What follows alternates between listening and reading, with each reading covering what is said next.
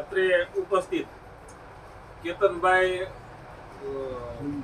ભીમજીભાઈ ઘોડાદરા ગામ હાડીદા, એમણે નવાબ કપાસનું વાવેતર કરેલું હતું.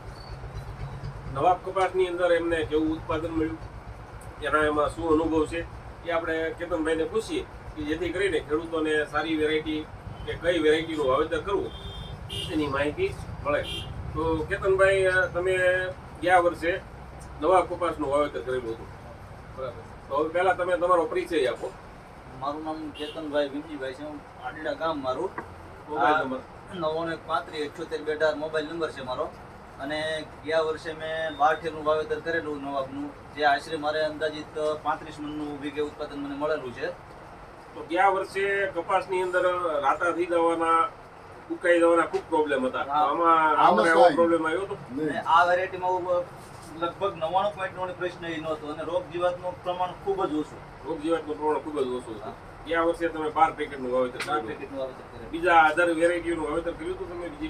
બીજી અજીતની વેરાયટી હતી, બીજી 2-3 વેરાયટી હતી, પણ એની કરતાં આમાં ઉત્પાદન સારું મળ્યું.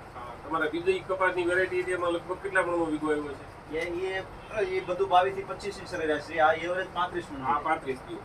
વજનમાં શું લાગ્યું તમને? વજનમાં પૂરેપૂરું વજન, પૂરેપૂરું આશરે 50 થી 55 કિલોની ગાડી, માપસરની ગાડી, 50 થી 55 કિલોની ગાડી.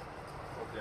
પછી તમે જ્યારે વેચાણ કર્યું ત્યારે તમને જે કપાસ વેચ્યો ત્યારે તમને વજનમાં કઈ ફરક લાગ્યો? બધા પેલા અજીત કપાસમાં કે અધર કંપનીના કપાસ હતા એમાં કેવો ફરક લાગ્યો? એમાં ફરકમાં મારે જે 2 કપાસના રૂમ ભરેલા હતા, એમાં જે 2 કપાસના રૂમમાં અજીતની વેરાયટી ભરેલી હતી કે જેમાં અંદાજિત 300 થી 320 મણનું વજન નીકળેલું. પણ જે આજે નવાબની જે વેરાયટી એ રૂમમાં હતી એ રૂમમાં મારે 425 મણ વજન નીકળ્યું. તમારા ત્રણેય રૂમ સરખા ભરેલા? આ ત્રણેય રૂમ સરખા ભરેલા. તો આ લગભગ એક રૂમમાંથી તમને 100-125 મણ કપાસ વધારે નીકળ્યો, એટલે કે કપાસ ખૂબ વજનદાર છે. પૂરેપૂરો વજનદાર, ભરપૂર વેરાયટી. તો તમે શું કહેશો, આ વેરાયટી ખેડૂતોને ભલામણ કરવા જેવી છે? 100% વાવવા જેવી વેરાયટી છે.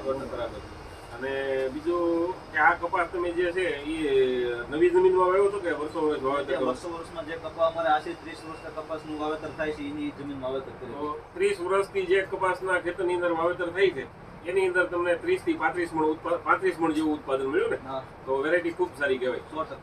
વજનદાર પણ છે. રોગ જીવાતની તમે કેવી લાગી? 100% સક્સેસ. સારી. રોગ જીવાત ઓછા લાગે છે ને? ઈળનું પ્રમાણ, સોશિયાનું પ્રમાણ ઓછું. આજે તીતનો પ્રોબ્લેમ ઘણા વર્ષ ગયા વર્ષે આવ્યો હતો, પણ એમાં મારે નહોતો વાંધો આવ્યો. ગયા વર્ષે ખૂબ ગરમી પડી, વરસાદની ખૂબ ખેંચ પડી અને છેલ્લે વરસાદ થયો ત્યારે કપાસને ખૂબ જ લાલ થવાના આવા પ્રશ્ન આવ્યા. તો એની સામે પણ આને ટક્કર લીધી એવું કહેવાય ને? 100%. ઠીક છે. ખૂબ ખૂબ આભાર કેતનભાઈ.